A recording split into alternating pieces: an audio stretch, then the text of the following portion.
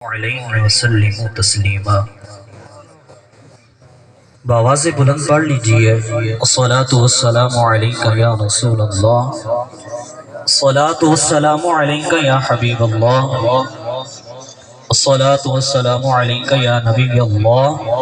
وعلی آلک واصحابک یا نور اللہ۔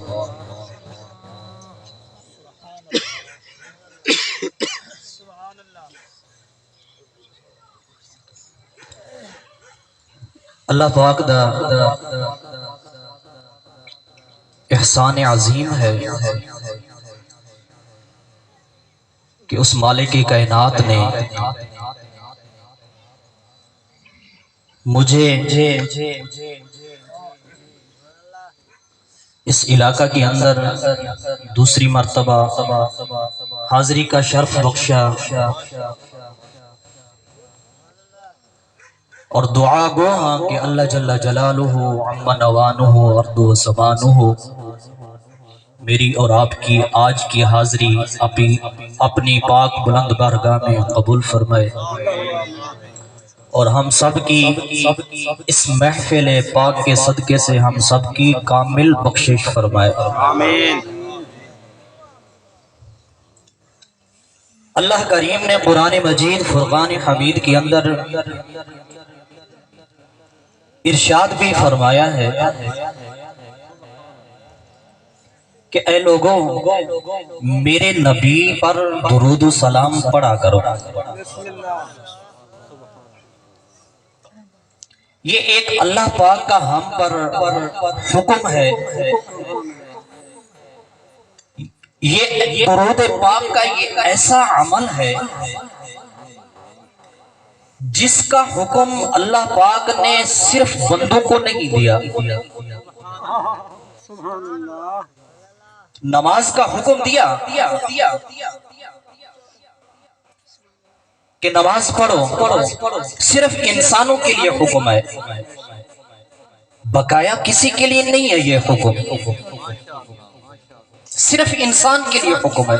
کہ نماز پڑھو، روزہ رکھو، یہ ایک صرف انسان کے لیے ہے۔ دنیا کے اندر اللہ پاک نے 18,000 مخلوقات کو کم و بیش پیدا کیا ہے، اور یہ نماز کا حکم صرف انسان کے لیے، روزے کا حکم صرف انسان کے لیے، حج کا حکم انسان کے لیے، یہ حج انسان پر ہی فرض ہوا ہے، نماز انسان پر ہی فرض ہے، روزہ انسان پر بھی ہی فرض ہے، زکوٰۃ صرف اور صرف انسان پر ہی فرض ہے۔ مگر یہ درود پاک کا عمل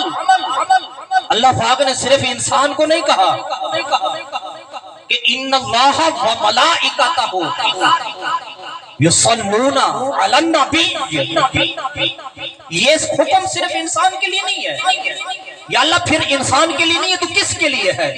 اللہ پاک نے سب سے پہلے کہا کہ ان اللہ و ملائکتہ، یہ حکم میرے پاک فرشتوں کے لیے بھی میں نے حکم دیا ہے، میں نے فرشتوں کے اوپر بھی حکم دیا ہے۔ کیا حکم دیا؟ کہ میرے حبیب پر درود پڑھا کرو۔ یا اللہ اس کے بعد اللہ نے کہا کہ جب میں نے فرشتوں کو حکم دے دیا کہ اے فرشتوں میرے نبی پر، میرے یار پر درود و سلام پڑھا کرو، تو پھر میں خود بھی اپنے حبیب پر درود و سلام پڑھتا ہوں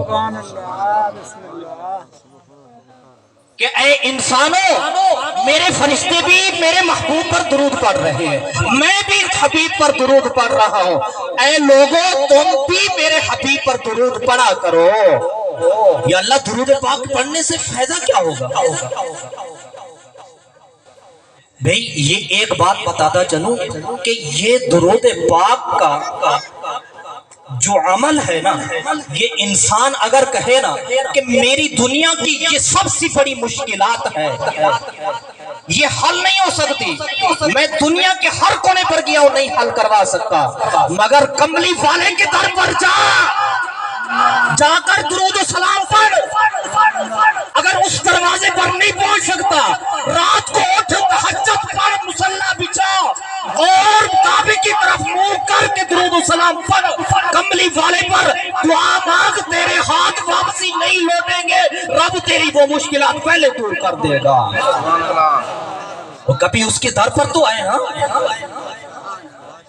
یہ درود پاک کا یہ ایک عمل ہے، اور حدیث پاک مبارکہ ہے، پیارے نبی محبوب صلی اللہ تعالی علیہ وآلہ وسلم نے ارشاد فرمایا، دنیا کی ہر مکھی، دنیا کی ہر مکھی جو ہے نا یہ جہنم میں جائے گی۔ اب ہم سوچیں گے یہ مکھی کا کیا گناہ ہے یہ جہنم میں جائے گی؟ بھئی گناہ کس کا نہیں ہے کہ یہ گناہ کی وجہ سے جہنم میں جائے گی، نہیں، بلکہ صرف اور صرف اس وجہ سے جائے گی کہ جہنمیوں لوگوں کے عذاب میں اضافے کے لیے جائے گی، اپنی سزا بھگتنے کے لیے نہیں، بلکہ یہ جو جہنم کے اندر لوگ جائیں گے نا ان کے عذاب میں اضافے کے لیے یہ مکھیاں جہنم میں جائیں گی، مگر صرف ایک مکھی ہے جو جہنم میں نہیں جائے گی۔ صحابہ نے عرض کیا یا رسول اللہ وہ کون سی مکھی ہے جو جہنم میں نہیں جائے گی؟ کہا کہ وہ شہد کی مکھی ہے۔ کہا یا رسول اللہ وہ کیوں جہنم میں نہیں جائے گی؟ کہا کہ جب یہ چھتے سے اڑ کر پھولوں سے رس چوسنے کے لیے جاتی ہے تو میری ذات پر درود پڑھتے جا رہی ہے، اور جب رس چوس کر واپسی آتی ہے تب بھی میری ذات پر درود پڑھتی ہے۔ یہ مکھی درود پڑھے تو جہنم میں نہیں جا سکتی، اگر محمد کا غلام پڑھے درود تو جہنم میں کس طرح جائے گا؟ تو ذرا بتائیے نا، مکھی درود پڑھے وہ جہنم میں نہیں جا سکتی، میں اور آپ پڑھیں تو جہنم میں جائیں گے؟ نہیں جائیں گے۔ تو انسان کو کیا کرنا چاہیے؟ بات سمجھ میں آ رہی ہے؟ تو پھر سبحان اللہ بھی تو بنتی ہے۔ سبحان اللہ، سبحان اللہ کا ایک میں آپ کو یہ بتاتا چلوں، بندہ دنیا میں نا ایک مرتبہ سبحان اللہ کہے نا، ایک مرتبہ اللہ پاک اس کی ایک مرتبہ سبحان اللہ کہنے کی وجہ سے جنت میں اس بندے کے نام کا درخت لگا دیتا ہے۔ سبحان اللہ، اور یہ درخت ہمارا دنیا والا نہیں ہے، یہ درخت ہمارا دنیا والا نہیں ہوگا، کیونکہ یہ اس کی سایہ جو ہے نا وہ محدود حد تک ہوگا۔ کہا کہ یا رسول اللہ پھر کتنا بڑا ہوگا؟ کہا کہ یہ جو ایک مرتبہ سبحان اللہ کہے گا اللہ پاک اس کے نام کیا جنت میں درخت لگائے گا، وہ اتنا بڑا ہوگا اگر عربی نسل کا گھوڑا بھی اس کے نیچے 100 سال تک بھاگتا رہے پھر بھی اس درخت کا سایہ ختم نہیں ہوگا۔ سبحان اللہ۔ آج میں اور آپ کہتے ہیں کہ میرا پلاٹ ہرا بھرا لگے، میرا گھر ہرا بھرا لگے، پھولوں سے لگے، اور میرے گھر کے اندر درخت ہو۔ گھروں کے اندر درخت لگانا پسند ہے، جنت میں لگانا پسند نہیں ہے۔ سبحان اللہ۔ اگر جنت میں درخت لگانا پسند ہے تو دونوں ہاتھ بلند پکڑ کے کہیے سبحان اللہ۔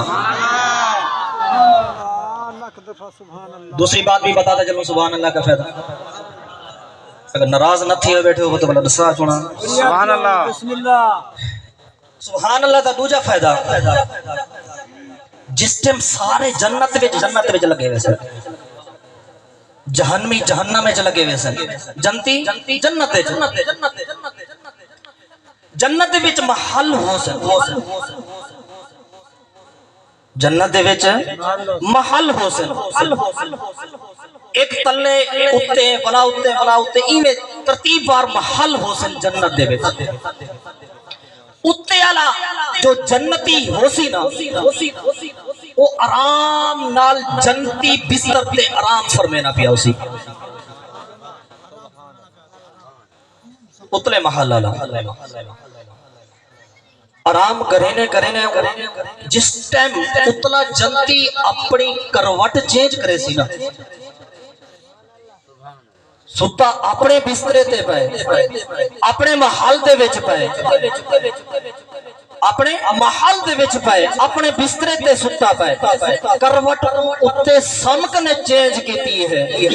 ان دی کروٹ چینج کرن دی وجہ نالو طلبے جنتی کو اتنی خوشبو آئی ہے اور فرشتے کنے پوچھ دے کہ اے خوشبو کتھوں آئی ہے کیا کوئی میرے محل تے اگو کوئی نبی گزر کے گئے یا کوئی ولی گزر کے گئے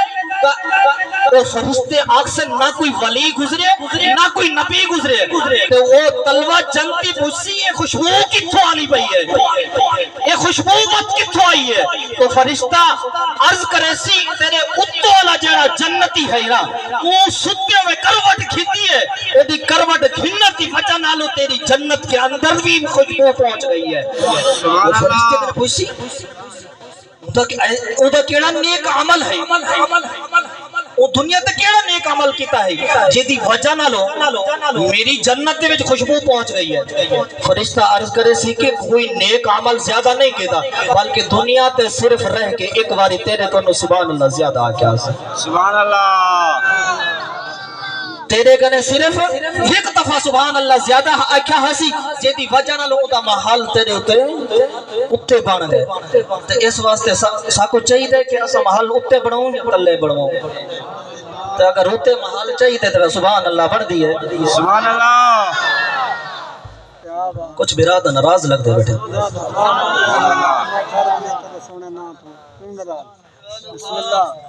جڑے جڑے ناراض بیٹھے وہ بھی سبحان اللہ اللہ دی رضا واسطے جڑے جڑے راضی بیٹھے وہ بھی سبحان اللہ اللہ دی رضا سبحان اللہ کیونکہ حضور دی محفل دے وچ کوئی ناراضگی نہیں چلدی اگر کوئی ناراض بیٹھا بھی ہے تو سونے محبوب دا صدقہ جیدی محفل سجا کے بیٹھے ہوں دا صدقہ ایک دوجے دی ناراضگی معاف کر کے سبحان اللہ سبحان اللہ او گال کرے نہ بیٹھا ہمیں معذرت کیونکہ میں خود ہاں سرے کی مگر سبق میں سرے کی سنان نہیں مل سکتا کیونکہ کریں سناوان دی کوشش نہیں کی تھی اس واسطے اردو زبان تھوڑی جی میں کو آسان لگ دی ہے یا تے وقت میں کو آج پنجابی آسان لگ دی ہے تے بہتر ہی میں ہے کہ اردو ہی ٹھیک چل دی بھئی ہے اردو دے ویچ سارے برامے کو سمجھ آوے نہیں ہے سبحان اللہ سبحان اللہ اچھا میں یہ عرض کر رہا تھا کہ ساری مکھیاں جنت میں جائیں گے صرف شہد کی مکھی ساری مکھیاں جہنم میں جائیں گے صرف ایک شہد کی مکھی ہے جو جنت میں جائے گی اس کی وجہ بھی میں نے بتا دی مجھے یہ بتائیں اگر انسان اپنے محبوب کا امتی اپنے محبوب کا غلام اپنے محبوب پر درود و سلام پڑھنے والا اگر بن جائے تو کیا میری اور آپ کا چھٹکارا جہنم سے نہیں ہو سکتا تو پھر میں کیوں نہ روزانہ درود و سلام پڑھا کروں تو ایک وقت اس کا مقرر کیجئے درود و سلام کا کہ میں اس وقت میں درود و سلام پڑھا کروں گا پیارے محبوب صلی اللہ تعالیٰ علیہ وسلم پر اور یہ تو آج کو جمعے کا دن ہے اور جمعے والے دن درود پاک پڑھنے کی فضیلت بھی بتاتا چلو میرے محبوب نے کہا کہ جمعے والے دن جو میرا غلام میری ذات پر درود پڑھے گا جمعے والے دن میں خود محمد اس کا درود سنوں گا اب بات یہ ہے کہ ایک غلام یہاں پر بیٹھ کر درود پڑھے دوسرا غلام کوٹتو میں تیسرا ڈیرہ غازی خان میں اس کا مطلب ہے کہ حضور تو ہیں جو ہر غلام کا جمعے والا دن درود سن رہے ہیں اگر کوئی مکے میں پڑھے تو ان کا بھی سن رہے ہیں کوئی پاکستان میں پڑھے تو ان کا بھی حضور ہے نا جو جمعے والے دن پڑھے مگر اب تو جمعہ ختم ہو چکا ہے مگر آندے جمعے نا آندے جمعے سویر کا گھنٹے شام تک تو صرف حضور دی ذات دے درود پڑھنا صرف یہ نیت ہوئے کہ میری زبان جو الفاظ نکل سی درود پاک دا اور سن سی کملی والا مصطفیٰ خود اپنے کرنا نال کتنی بڑی خوش قسمتی کی بات ہے کہ میں اپنی گناہگار زبان جو حضور کا درود پڑھوں اور حضور اپنے کانوں مبارک سے میرا درود سنے کتنی بڑی بات ہے میں یہاں سے پیغام بھیجو حضور خود کہیں کہ لبیک میرے غلام میں تو حاضر ہوں تو بولتے صحیح نا آدھے جمعے صرف درود پاک پڑھے کم کرے نہ رہے بنو دنیا داری دے انسان کم کرے نہ رہے بنو کوئی مسئلہ نہیں انسان وہی کرے نہ کرے دکان تے بیٹھے گڈی چلے نہ ودے ڈرائیوری کرے نہ ودے جو مرضی کرے نہ ودے انسان دنیا تے جو مرضی کرے نہ ودے مگر حضور دی ذات تے درود و سلام ضرور پڑھتا رہے بھائی ہر روز حضور دی ذات تے درود و سلام ضرور پڑھتا اچھا بندے کو جو آتے ہیں کہ مولانا صاحب میرا تفضل کہنی بھئی یہ کس نے کہا کہ درود و سلام بغیر وضو کے نہیں پڑھا جا سکتا قرآن پاک کو بغیر وضو کے نہیں اٹھایا جا سکتا قرآن پاک کو بغیر وضو کے پڑھا جا سکتا ہے اٹھایا نہیں جا سکتا قرآن پاک اگر مثال کے طور پر کسی کا وضو نہیں ہے تو وہ قرآن پاک زبان سے پڑھ سکتا ہے درود و سلام پڑھ سکتا ہے ذکر اذکار کر سکتا ہے مگر ان کو ہاتھ سے نہیں چھو سکتا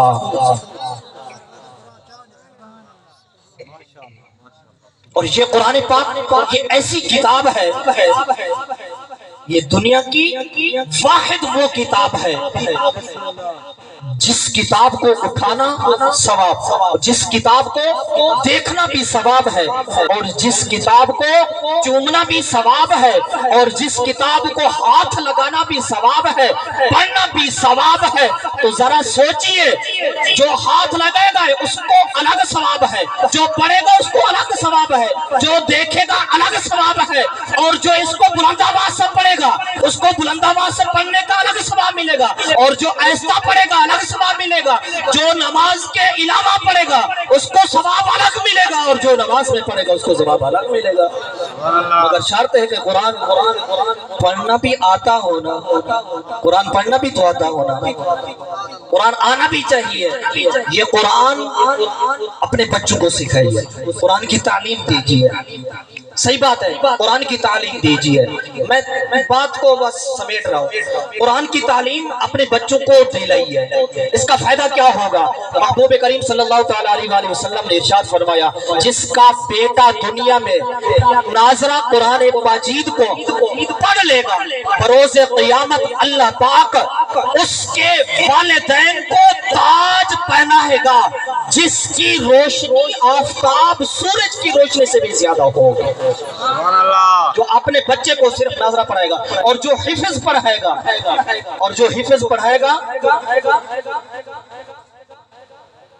ماشاءاللہ.